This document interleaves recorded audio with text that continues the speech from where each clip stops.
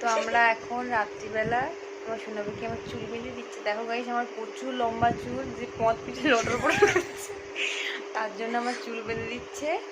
তার জন্য আমরা এত রাত্রিবেলা এখন সেদিক গুজি সব শুটিং করবো। সেদিক গুজি ঘুমাতে যাবো, চোখ পোক সব ঢুকে যাচ্ছে। চোখ মারতে শোনাবে কি? আমি পারি না গাইস, তোমরা যদি একটু পারো টেনে একটু চোখটা নামিয়ে দিতে পারো। মমতা এখন গেছে, বলবো না, বাথরুমে, ইংলিশে বলছি, বাথরুমে গেছে। আর আমরা এখন চুল বাঁধছি। আমরা ইংলিশ পারি না গাইস, একটু শিখিয়ে দে।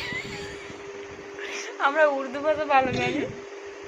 যাই হোক, এত রাত্রিবেলা আজকে আমি চাইনিজ ভাষা পারি। হ্যাংস গোমেন খাচ্ছে মনে লাগবে খাচু মুচা আন্তা কামান্তা করতে আমার বেটা বলে, আমার ছেলে বলে আন্তা কামান্তা কান্তা, এরকম ভাষা বলে।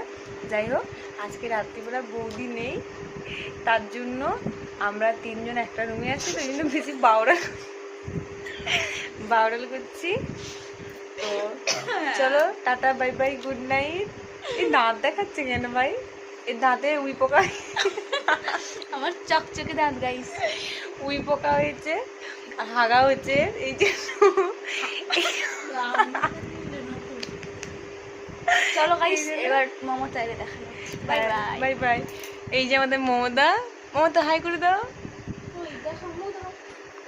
চুম দিতে গাইসদেরকে বলে গুড নাইট। চুমু দেওয়ার সিন নাই। মমতা একদম কেলিয়ে পড়েছে গাইস।